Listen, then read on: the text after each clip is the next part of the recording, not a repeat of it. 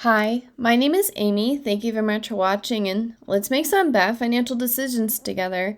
This is for entertainment purposes only, so if you're entertained, please like and subscribe. I would really appreciate it. So, I would like to address someone. They emailed me and they were asking questions, and I really do appreciate it when people reach out to me either on YouTube or on Twitter if I ever check it, or privately email me. And I am not afraid to admit in public when I've made a mistake and how I'm going to fix it because people use this website. So a part of that is getting the feedback and just improving myself. But they did have a few questions and I would like to address them. So, first of all, Yeeth. It pays monthly, but you have it in weekly. Why is that? Well, this email I received on, when was it? June 16th, a week ago. They are changing Yeeth to being weekly in July. So I probably shouldn't have changed it quite yet. However, I would probably forget, and that's why I changed it right away. So in July, when we get the weekly payment, it'll probably take a few payments for it to normalize into what we would expect from Yeeth as a weekly pair. So that's why Yeeth is in that category of ETFs. And then they said that Misty pays a monthly dividend, and Misty has not paid a monthly dividend for months. I think pretty much a year. So if you go into the education section on YieldMax ETFs, you can look at the distribution schedules. And so the target 12 ETFs, they do pay once a month. But for the group pairs, these pay every 4 weeks, which means there are 13 payments. So that's why we multiply it by 13 and then divide it by 12, because there's 13 payments and then you normalize to being annual, so it's divided by 12. So you can look at the very bottom here that we have the weekly pairs, we have group A, B, C, and D. Misty is in group D. It pays every 4 weeks. So that's why that math is like that. And then they were saying that, okay, so this is the template that I use when I manually do this, and I haven't done it for today because I am heads down trying to get this automated. And this formula here, it's the index and then in parentheses Google Finance, and then the A1 or like the A column is the ticker symbol, the close price, then E1, which is the date that we're using to look up, and then those are just the digits. Anyways, so if we just drag it down, so for MST, it is declaring today. It gave us the email at 7 in the morning. So ideally, we would be updating YieldMight before market open. But if this formula here is in the close price, we cannot put today's close price into YieldMight because today hasn't finished yet. So when I'm extremely on top of updating YieldMight, then I just do it the day before because, and this is just an example, these are all MST. We have June 23rd, which was a Monday. And then we have Friday, which was June 20th. June 19th was a holiday, so there wouldn't be a price difference, and then the 18th. So usually, like, if on the 24th it closes at $16.65, but I have $16.64, I just feel like the difference between that is not big enough for me to go back and change YieldMight afterwards. I kind of feel like it's close enough. Even if the difference is like 20 cents, it doesn't really change. Like, for example, you can invest $10,000 into the stock, and then you do this, and then you just divide it by this amount. So you could buy 600 shares, and I'm just making this so that when I drag it down, it doesn't change.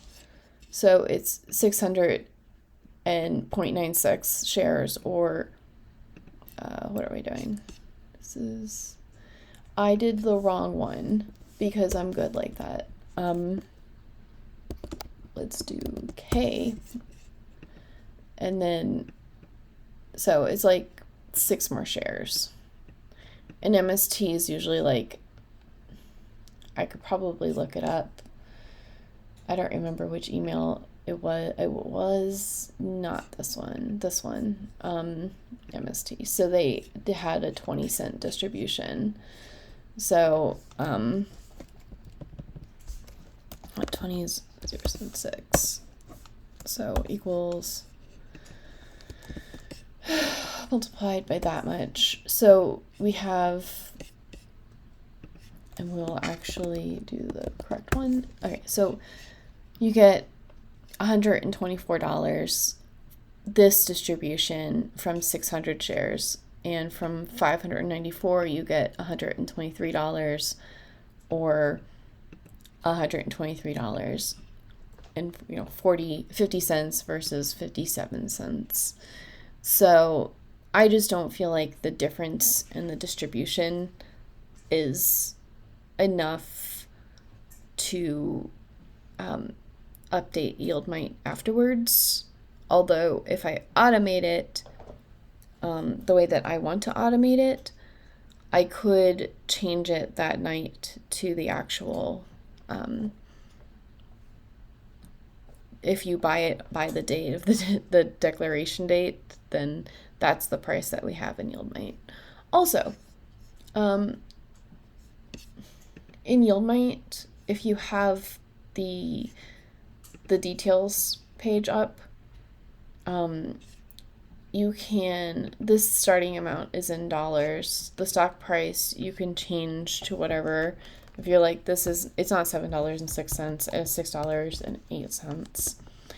And then say like, okay, well, this time it wasn't 11 cents, it was actually 12 cents. Then you can change it, and it'll change the additional shares. It'll change the distribution amount. The declaration date stays the same. So, yes. So, yeah, that is something to keep in mind for YieldMight. I'm just looking to make sure that I, okay, yeah, so they were just looking to see where they got their missing things from. Yep, I think that answered all their questions. So, yes, when I do, like, for example, we were just using CRF, and the last distribution was on the 17th. So when I do go to update this, I'll just use the 17th as the declaration date in my template, because that's already happened. And so we have the closing date, and that is in existence.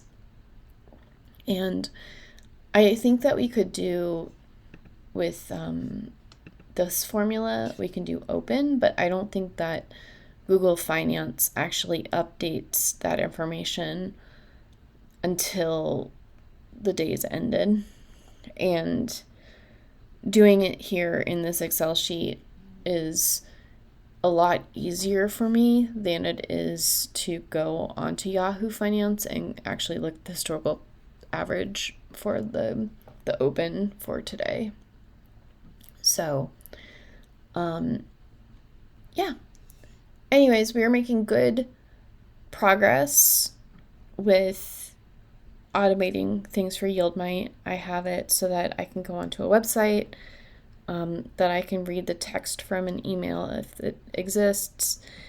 I am reading the images from the Roundhill ETFs. I'm working on MST, but I ran against some rate limits earlier today. So pretty soon here we are going to have YieldMight automated. It will be the price, because if it is from like today and today's closing price doesn't exist yet, then the price will be from if you bought it the day before declaration date, that close price. So and if you go into